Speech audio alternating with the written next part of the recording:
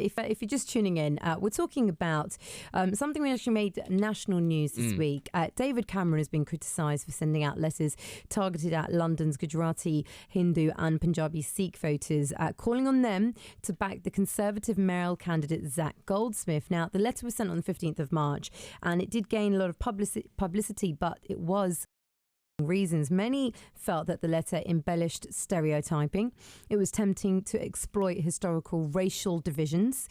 And others were saying it was inaccurately targeting in the first place, with some recipients saying that they felt assumptions about their background were being made just on the basis of their surnames. Now, some of the contents of the letters read: the alternative is Jeremy Corbyn's candidate Sadiq Khan. If he wins, Londoners will become lab rats in a giant political experiment. Other parts of the letters read: closer ties between the UK and India have been a priority for me as a Prime Minister, and I was pleased to join Zac and thousands of British Gujaratis in welcoming Prime Minister Modi to the UK last year. So, want to know what you think about this? 020-722-42000. Was David Cameron out of line for sending a letter expressing his personal views in this way? Or if you received one, let us know. 020-722-42000. Now, we're joined by a panel of guests tonight to give us their perspectives. We've got Pratik Dattani, Managing Director of Economic Policy Group, in the studio. We're also joined by Sita Suchak, who is author of books on Hinduism, used to teach Hinduism in schools across the country. We're also joined by Khalil Yusuf, who's a lawyer, writer, and is also the Deputy Communications Director of the Ahmadiyya Muslim community in Morden. And thank you for this beautiful cake that you've brought in, Khalil. Thank you very much. We're also joined as well by Manvir Singh from the Sikh Network. Thank you, everyone, for coming in. Who would like to start off? Has any of you, have any of yourselves received a letter? Yeah, I got a letter. You received a letter, Yes, Sita. I did. Okay.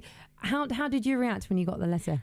Well, I opened it and I saw that, it was targeted blatantly because I'm a Gujarati. So it said, oh, we are here for the Gujarati community. And to be honest, I did not find it offensive. I just thought, haha, this is all political games. And then I didn't really think twice about it. And to be honest, I can see where David Cameron was coming from because, they want to build good links with people from various backgrounds. And the way that he's doing it is by tailoring the campaign to suit the needs of the Indian community. And I'm pretty sure that, he would probably do it across, various ethnicities, and I don't have any problem with that. So you don't actually have any issues? No, I didn't. Interesting. Find it offensive. Khalil, what about yourself? What's your perspectives on this?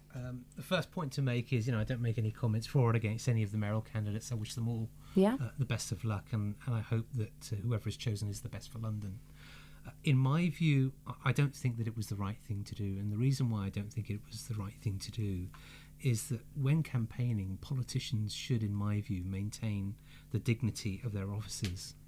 And by targeting a particular group based on their countries or their relationship with their host country or their country of origin, in my view, is not in keeping with that dignity. Politicians are there to represent all communities. Everybody. Okay.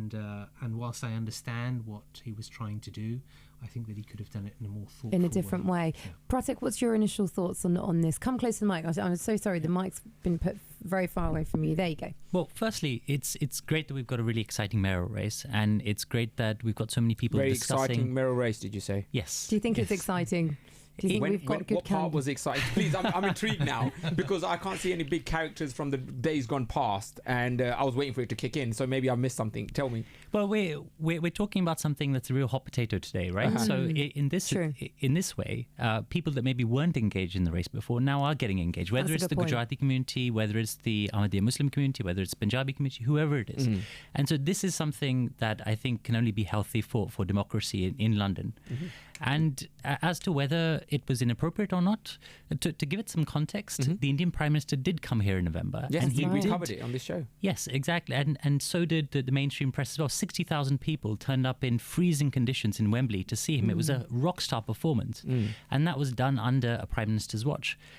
What does that have? What does that though have to do with the mayoral elections and with us living in London?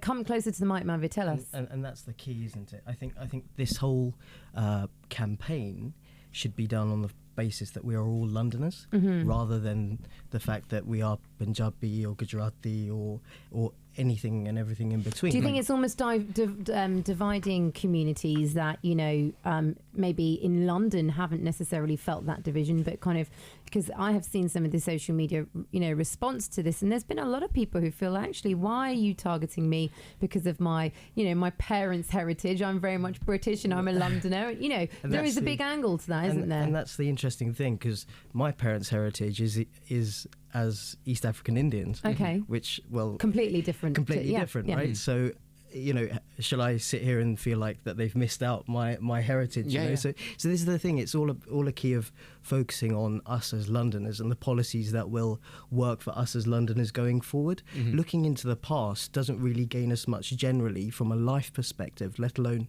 from a political perspective. I think also, just to pick up on your point for a moment, Pratik, the Gujarati community, and I mean, I was actually there at Wembley Stadium. I was overwhelmed. I was just proud of the fact that, there was such a large community overtaking Wembley Stadium, and, there was, you kind of really do recognise the heritage that, Indians have and some of the great things that we've done here in the UK. But that said, we're living in the UK, right? And it's really important. There are particular parts of the Indian community, like Sikhs, who feel perhaps let down by the Indian government. So kind of bringing that into the mayoral elections, it's a lot of people have been... Absolutely. What do you think about that?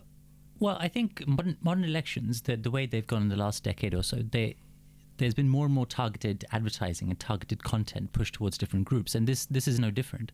So whether it's digital marketing in the general election campaign, whether it's letter marketing, whether it's flyers, that's been the trend not just in the UK but around the world. So maybe this particular instance, maybe there were some people that received it that maybe didn't want to receive it. Mm-hmm. Maybe the wording could have been slightly different.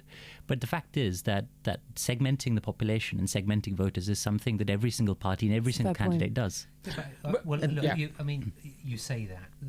The truth is that politicians are elected to serve the public interest, and when they serve the public interest, they are there to elicit the right tone for discussion and the right tone for debate.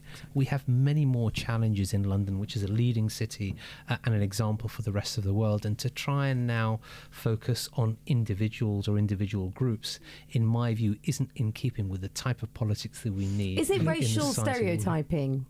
Well, that's the question that I've been keen to ask all of you. To an extent, I guess, but for me it almost feels like linking back to how politics is run in India from a vote bank perspective.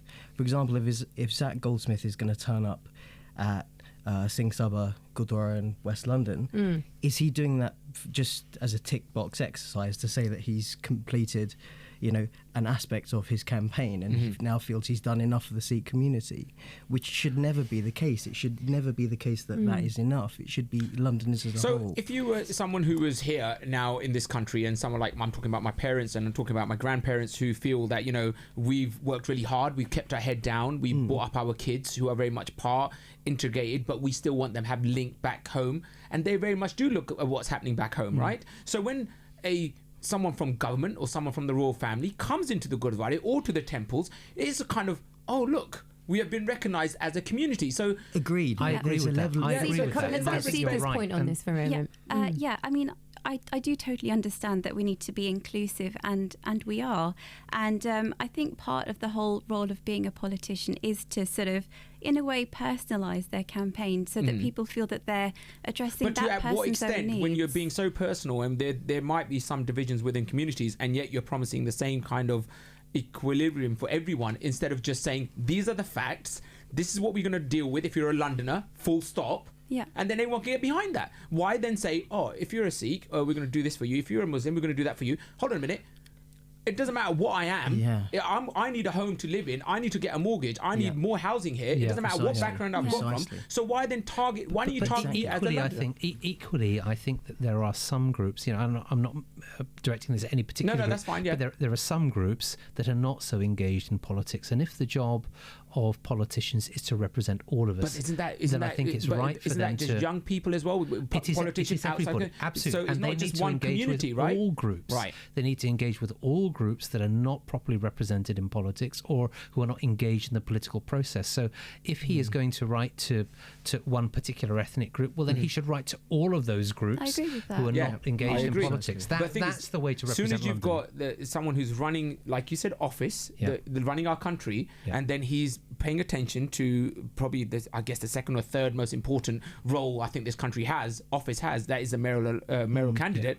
I guess he wants to keep it conservative. I understand the support that he's putting there. But at the end of the day, isn't it the policies that are going to make our decisions as opposed to them turning up and who they are in that respect? Well, Sonny, I find the content of what's the letter.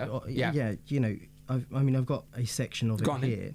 And the first bullet point says, it's titled Zac Goldsmith standing up for the Sikh and Punjabi community. Right. Fair enough. First point, campaign for the Golden Temple to remain in the hands of the Sikh community.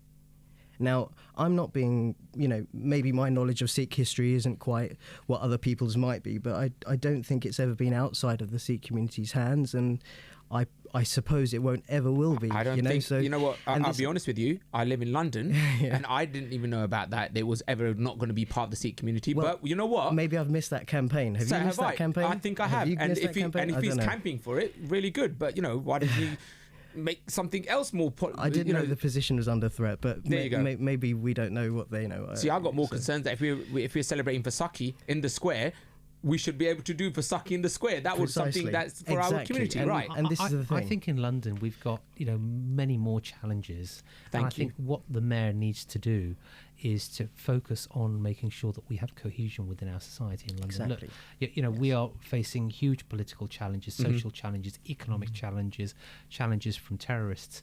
And right now, the job of the mayoral candidate, whoever that might be, is to bring everybody together, not to do things that would potentially divide us or set a bad example for others. Okay, we're going to continue with our guests. I know we've got divided views here, which is great. But if you're tuning into Radio London right now and you have a perspective you feel that we haven't covered yet, or you completely disagree with our studio guests and with some of them, and you feel actually it was great to receive a letter from David Cameron, then let us know. 020 722 4200, text 81333, start the message with London. It's now 6:30. Let's get the news headlines with Stephen Davis, followed by the Traffic and Travel with Rob Oxley. Thanks, Shay. The doctor at the centre of the latest doping allegations has had his contract terminated at his London practice. The clinic says it's discovered that Dr Mark Bonner doesn't have a licence to practice in the UK. The Sunday Times says it has evidence he sold thousands of pounds of performance-enhancing drugs to professional sportsmen and women. He denies any wrongdoing. Scotland Yard says it's becoming increasingly concerned about the welfare of a mother and her 6-week-old baby who has a heart condition. Isabel Hughes, who's 20, was last seen with her daughter in Ealing on Friday night. Officers say the baby requires regular medical checks. The Indian steel tycoon Sanjeev Gupta has been in contact with the government over the possible purchase of parts of Tata UK steel business, including the Port Talbot branch. Mr Gupta is due to arrive in the UK from Dubai later this week for further talks. And the West Indies have become the first team to win cricket's World 2020 Championship twice. They beat England with just 2 balls to spare. London's weather staying fine and dry for the rest of the evening, but scattered showers spreading in through the night. Some of these will be heavy, and a minimum temperature overnight of 7 degrees Celsius, 45 Fahrenheit. Now with BBC Radio London Travel, here's Rob Oxley. We've still got delays around Wembley, Stephen, following the football. Empire Way, 40 Avenue, Great Central Way, and most of the roads around the stadium still looking slow as people head home from the football. Plus, we've got the usual delays on the A406 either direction through the roadworks at Brentfield Road. Eastbound is slow from Harrow Road. Westbound is slow from Staples Corner. In Greenwich, Creek Road remains closed. They're removing a crane that partly collapsed earlier in the week in the storm. So that's causing queues all around Greenwich, with buses reporting delays of about 20 minutes. The A2 slow in patches from Deptford to Blackheath, and either direction at the Blackwall Tunnel still queuing, partly because of the Muse concert at the O2 later on this evening. In the city, London Bridge is closed because of a crane that's in use, and Blackfriars Bridge has now been closed for resurfacing works. We've also got the usual delays on Upper Thames Street through the Cycle Superhighway works, and southbound over Tower Bridge was looking particularly slow earlier on. In Haringey, Wood Green, Finsbury Park, that sort of area, most roads around there looking slow because of roadworks that started started earlier this week, so Green Lane's looking particularly slow, as is Endermeon Road and Turnpike Lane. The M25 busy anti-clockwise from junction 27 at the M11 to junction 26 at Waltham Abbey after a crash earlier on. The M25 clockwise is slow from junction 12 at the M3 to junction 16 at the M40. Anti-clockwise also a bit heavy through junction 12 at the M3, and the M4 elevated section still looking a little bit slow coming into town from junction 3 at Heston up onto the elevated section. On the tube, the Piccadilly line has got no service Rayners Lane to Uxbridge and severe delays from Rayners Lane to Acton Town after a signal failure earlier on. The rest of the tube posting a good service. Any updates, you can tweet us this afternoon at BBC Travel Alert. Rob Oxley, BBC Radio London. There's more travel in 15 minutes. You're listening to Sonny and Shay on BBC Radio London. Friday and Saturday nights from 10 and Sunday evenings from 6. Welcome back to BBC Radio London with Sonny and Shay. I am the husband in this relationship and she is the wife, and I don't know who you are, so the only way you can introduce yourself is by picking up the phone, 0207 224 2000. We've got a really important thing as a city, as a responsibility, I suppose, to everyone who lives within this city to choose a mayoral candidate to win this seat. Okay, now there's many candidates out there, and if you would like to know who they are, we've got them on our BBC website. We certainly do. Just go to bbc.co.uk/Radio London. Now, the reason that we're talking about this is because this week David Cameron has been criticised for sending out letters targeted towards London's Gujarati, Hindu and also Punjabi Sikh voters, and he's calling on them to back the Conservative mayoral candidate Zac Goldsmith. We're still joined in the studio by the guests who've given us their perspectives. We're joined by Pratik Dattani, who's Managing Director of Economic Policy Group. We've also got Sita Sushak, who is an author of books on Hinduism, and they used to teach Hinduism across schools in the country. We're joined by Khalil Yusuf, lawyer, writer and Deputy Communication Director of the Ahmadiyya Muslim community in Morden. We're also joined in the studio by Manvir Singh from the Sikh Network, and right now we've got Shamsher Singh, who is an activist and educator for the National Sikh Youth Federation in the studio as well. And I want to just put it out there that this letter was sent to these communities as well, but if you received a letter from the Prime Minister, and no matter what background or what community you're part of, did you feel offended? Do you think that the targeting was like, how can I believe you when you're promising the same thing to everyone else? Give us a ring, 0207 224 2000. Shamsher, we haven't heard your opinion on this. Now, did you receive the letter? Have you seen this letter? Yeah, we got the letter and we got a flyer as well. And where did you receive it at home, or were you, at your organisation? Where was it? At home, yeah. And now, when your parents picked up this letter, and I'm assuming, I'm sorry, that you live with your parents, because I do. So did they find this, oh, that's good, we got a letter from the Prime Minister, this is very nice? Or did they feel, what is he talking about?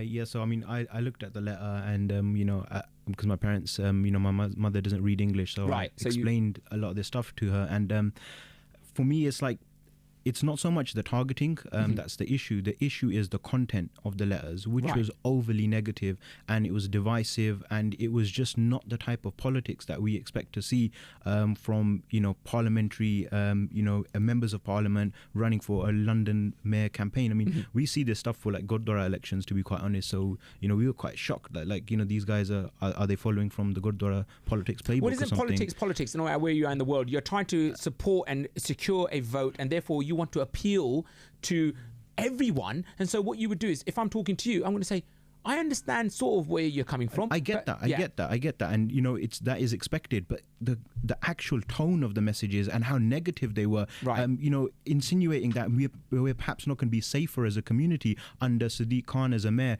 And Owen Jones writes about this, how today Muslim and terrorist is far too synonymous in too many people's minds, and it's insinuating this kind of anti-Muslim Islamophobic rhetoric, which is incredibly divisive, and it's a massive problem, and it's something that needs to be confronted and challenged. And this letter was targeted towards I would say the Punjabi Sikh community, right? Yeah. So the same letter that has been sent to the Muslim community, would that say the contrary? Yeah, probably would. And I think that's a really important point that you raise, because I mean, if you look, you mentioned Muslims, so if you look at it from an Islamic perspective, yes, what Islam says is that when you're a politician, what you Come should closer be doing, to the mic. You're going off mic. There you go. Yeah. Is what you should be doing is that you should be fulfilling the trusts and pledges that you have as a politician at all times. And and when you campaign, you should do that in a way that you highlight what you sincerely and honestly hope to achieve. Can I ask you just one question? And you can carry on with your point. Now, am I wrong in assuming that the Muslim community doesn't like to get into politics? They are not encouraged to vote.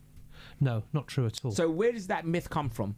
I don't know, because actually the Holy Quran talks about lots of political systems. Okay. And in fact, it favours democracy. Okay, so here's the thing. If the candidates are, promoting something that's not Islamic or something to do with the Islamic faith, then isn't that counterproductive to what they're teaching in the mosque? Not at all. Okay, not cool. at all. I'm really pleased that you asked this question. Because I'm only asking this because I've heard these kind of stories. Yeah. Okay, go for it. It's a really important question, actually. Look, the first thing is that people who want to be engaged in how society functions need to vote. Right. Everybody needs to go out there and state their opinion. In fact, in Islam, it is a responsibility to vote, and you shouldn't be withholding your vote. That's the first point. The second point is that politicians need to act absolutely honestly. And look, this is a wider question about how our politics is functioning, but you have people that focus on political parties, and they will, because it's a political party point, focus on that and pursue that as if it's the truth. But what politicians really should be doing is they should be conviction politicians. They should speak about what the issues are that really affect Londoners, whether that's Tory Pratik, or do you want whether to comment that's on this for a Labour, moment? and actually speak the truth. You know what? Oh, sorry, go on. I'll come back to your point in a minute. Just following on from what Khalil has said, I think in an ideal world, in an ideal election, elections would be run just based on policies, and you'd compare one candidate's policy with another's and then make your own mind up. In reality, that doesn't happen. So, and most elections are won and lost on the basis of personality. And this is no different. Because we've got more people engaged and more people talking about the policies based on personality, that's no bad thing. And that can be targeted towards any community. So, and not just from the Conservative side. So when Patricia Hewitt was a Secretary of State for Health, she had a wonderful grasp of Gujarati. She would make entire speeches in Gujarati. When David Cameron, just before the general election, he was at the Swaminarayan Temple in North London, he said, Phir ek baar Cameron Sarkar. So he spoke in fluent Hindi. And this is a way of engaging with different parts of the community. It's not a mutually exclusive thing, that if you speak in Hindi, you're excluding other people. No. Okay. But is it the letters, if they are, like you said, if they are, promoting this Islamophobia because they know that the Sikh and the Muslim community might have some tensions there, but then we want to tell them, listen, this is the wrong way to go because of this man's background as opposed to his policies. Yeah, the point is, it's not the fact that he's focusing on a particular community, because that's the right thing to do to try and get people engaged in politics. That's fine, but it's the what you language do is when you try and seek political benefit due to your relationships with other governments, that's a completely different ballgame altogether, and I don't think that's the right way to go. Sita, what's your perspective on this? I do recognise the fact that you're the only lady here, and I do feel that actually, I don't always want to involve gender within this discussion, but it will appeal to different people for different reasons. It may, David Cameron or some of the mayoral candidates will appeal to women because they may be talking about some of the women's rights that we need to be dealing with, even here in London. For you, do you feel? Am I right in saying you're Hindu? Yes. Okay, right. so. As a Hindu, did it make you feel any better, any worse, the fact that, David Cameron decided to reach out to the Hindu Gujarati community? Don't forget, of course, in India we have many other parts of the community who are Hindu, but from different parts of India. So how does that make you feel as a woman? It doesn't really affect how I feel as a woman. I feel the same, really. And I don't really feel that the whole issue of the female debate came into that particular letter. But what I do have to say is I do completely understand what he was trying to do, because it is attention grabbing. Look, we're all sitting here talking about this issue, but not for the positive thing, is it? It's like, oh, look at that, he's involving our communities, he's talking to us. But if the letters is divisive, as Shamsher Singh said, it's almost like counterproductive, isn't it? I agree. Maybe the content needed to be a little bit more refined, a bit more subtle. Maybe just run it by someone who understands the community. We've received an email from David in Exeter. Says, Sunny and Shay. Hello, David. I understand and know my way around the Asian community community, and I think I'm sure that I feel most of them are Conservative voters. However, the prospect for an Asian mayor might make you want to vote for him instead because he is Asian. Now, this letter may remind you that as you are Asian, what does it matter? Does that make you feel that you're being stereotyped?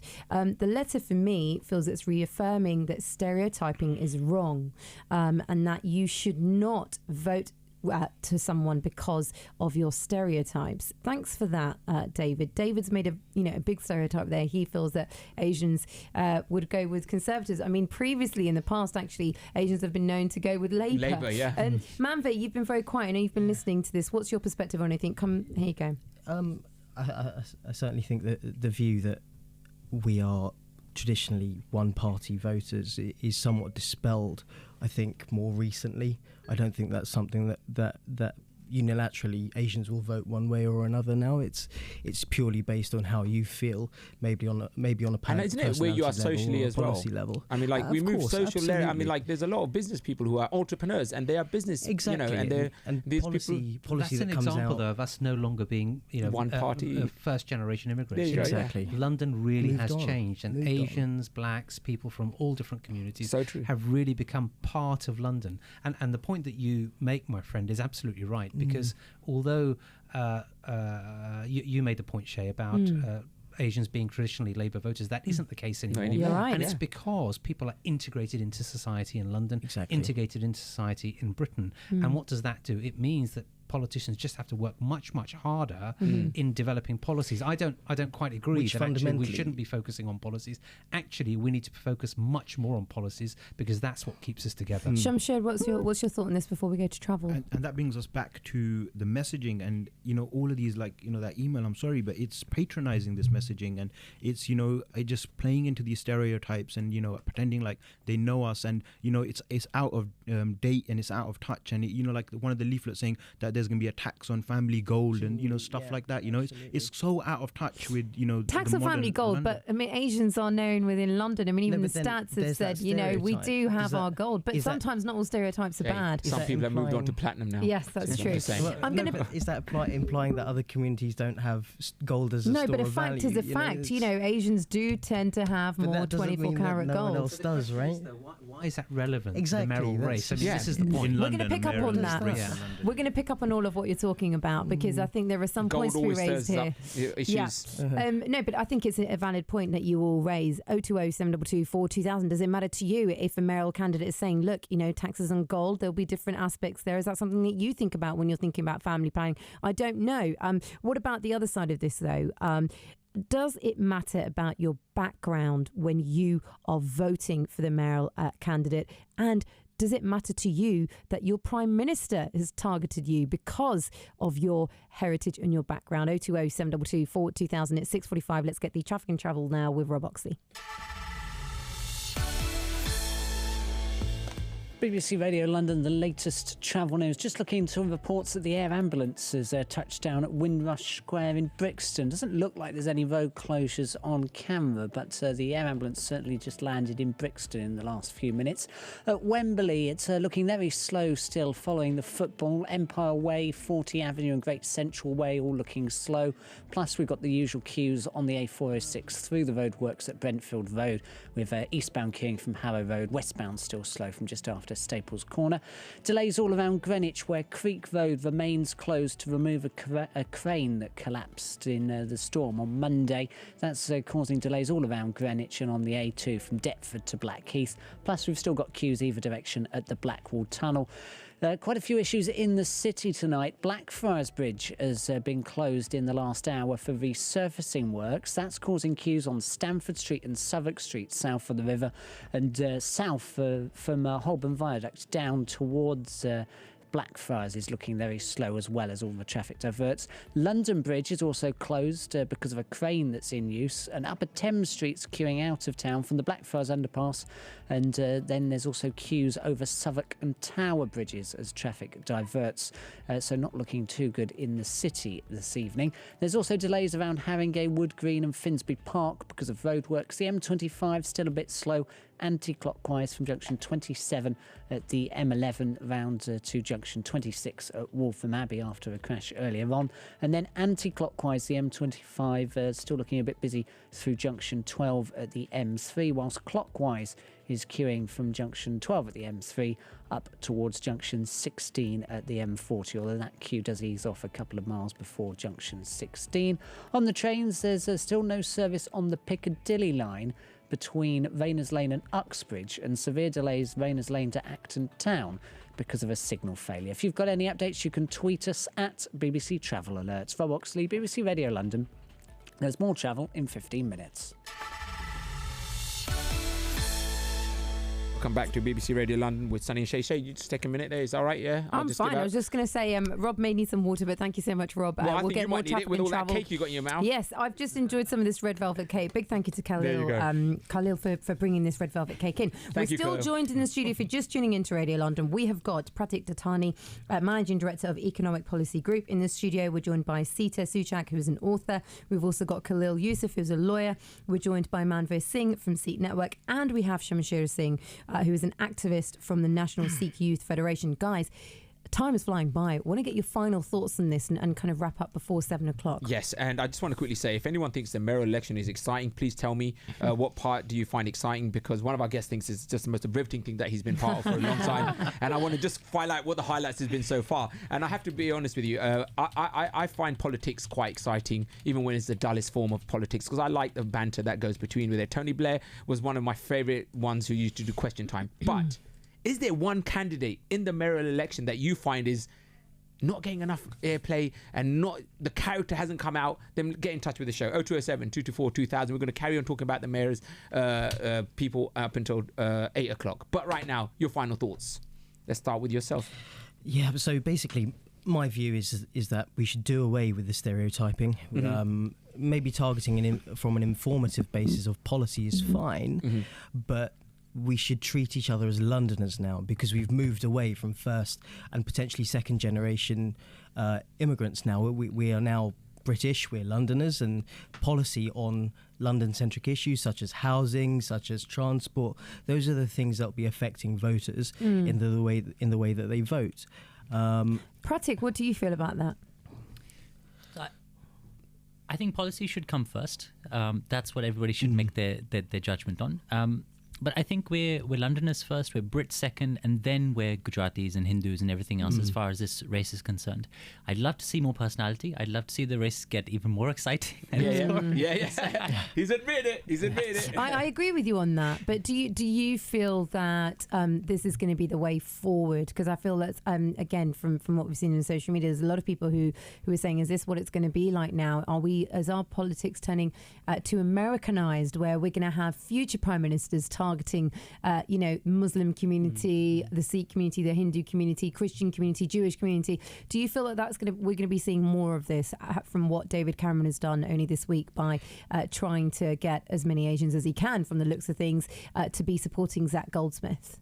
Well, I think David Cameron and Zac Goldsmith go back a long time. They've got a shared history. The same thing can happen on the Labour side as well, and the same thing can happen on the Green side.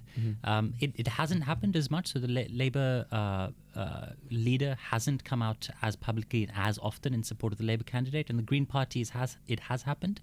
I think it just depends on the camaraderie between the candidates. Okay, and what's your final thoughts, Khalil? I think what they need to do is they need to focus on public administration in a way that is impartial, that's neutral, and that is effective for all Londoners. And what I would say to any of the 12 candidates, whoever wins, is that they absolutely need to provide leadership to London at a time when I think it's more important than any other time in London's history. They need to focus on housing, they need to focus on employment, they need to focus on the negative perceptions of immigration that we're hearing in the media for such a long time. They need to focus on togetherness, youth education, youth employment, youth safety. These are the issues they need to focus on. That word togetherness, and you focus on youth quite a bit there, which I think is great. Do you feel that perhaps someone like, everyone else should be doing it fine, but that our Prime Minister should not be getting involved and sending targeted letters? Absolutely, he absolutely should not be doing that. Look, we've had a, if you don't mind me saying, we've had a sectarian killing in Scotland. We are in a real quagmire in Britain, and I think that our Prime Minister, our leadership really needs to focus on keeping Britain together. Sita, what about yourself? What's your perspective on this? Well, I totally understand where they're coming from, the mayoral candidates, and And I agree that the whole point should be focusing on housing and all the key issues that we all face. And, that would, in an ideal world, be how politics is. But we are not, unfortunately, living in an ideal world. And this kind of attention-grabbing sort of tactics are attention-grabbing, whether they're for the positive reasons or for the negative reasons. And this is just the world that we live in, and we just have to make our own What do you decisions. think they are doing? You say you understand what the mayoral office is doing and what the what's it called, the Prime Minister is doing. What are they doing by sending letters like this out? Well, I think, like I said before, I think they're trying to tailor it so people feel that they are addressing. And isn't that by tailoring it contradicting? Yes, it is. I mean, politics is contradictory. That is what politics is all about. So I understand both camps, really. I guess that's the issue, though. If you are, sorry to jump in, is that if you are going to go down this path, at least make sure that the commentary you're going to provide in your documents is accurate and legible and kind of coherent and cohesive with what's actually going on. And that's the inflammatory part. It's almost like taking a community and kind of making it feel almost stupid that this is what's happening in the real world. We know we are of this community, but for you to be told by someone in a position of power that actually something else is going on, that's actually quite inflammatory. So I think the tactic is, there's an issue with the tactic, but then actually the execution of it has been pretty dire from certainly a Sikh and Punjabi perspective. Well, I'm sure that bears out. You want to add to that as well? The others? Yeah, I mean, so 44% of Londoners are from an ethnic background. So I don't think there's anything wrong with speaking to the issues that affect people from ethnic communities. Right. But our issue is that the messaging is very negative, it's divisive, it's playing to Islamophobic stereotypes that are already in the public, that aren't challenged enough by the government, that should be challenged, not reinforced through this campaign. I think Zac Goldsmith said it best himself in 2013 when he said, I think people have had enough of white male Etonians. And I think that kind of sums up, the whole thing, to be quite honest. Let me just ask you something here, though, Shamshed. I think, if I'm right, you're the youngest here in the studio. You, I hope so. You're an activist and you work extensively with the National Sikh Youth Federation. I want to pick up on what Khalil was talking about in terms of youth empowerment, togetherness, and really key, terms that you should be hearing from the mayoral candidates, to be frank. Do you feel that any of those mayoral candidates are appealing to you, either as a Londoner, as a Brit, or obviously as a Sikh? Not until they start speaking about issues like Khalil was saying and keeps touching on, that they need to speak about the issues that are affecting the community, not just this divisive politics that are trying to play up stereotypes and patronize the community to try to win points over each other. I think until they speak to the issues that affect our community, especially coming from a Punjabi community, I mean, there's not enough stuff that's happening for youth within our community to keep them away from drugs, to keep them away from antisocial all behavior. Over London for youth at the moment. Absolutely. Not just in the Sikh community. I'm not trying to take away from what you're saying. If anything, our youth in our community, and something that we can be sort of proud of, is that they do very well academically and they have that structure at the moment. So if they were in touch with the actual issues, like their messaging is showing time and time again, especially from Zac Goldsmith, that they are completely out of touch with the issues. Right. If they actually were in touch with the issues, we would see them and it would be reflecting in their messaging that they're talking about issues that are affecting the youngsters of the Punjabi community today. Just finally, Cleo, I want to ask you something, because David from Exeter has emailed something which I think possibly a lot of people do feel may not want to say it, and he said it quite frankly where he feels, and I'm going to quote from his email, if you were Asian, the likelihood is you will go and vote with someone who is Asian. Sadiq Khan is Muslim, you were Muslim. Does he appeal more to you? If we're talking about faith and, we're talking about the fact the Prime Minister has been targeting people based on their background, has that for you personally been something that you have felt, swayed? okay, yes, absolutely, that's the word, swayed towards? No, and I Why think not? Because we have moved. I think immigration in London and across Britain has moved beyond first generation. So religion doesn't matter to you? No, in which look, in Britain, we are all of us here fortunate that we can practice our faith freely. Right. And so we should all be loyal to Britain because there is no conflict between that and our religion.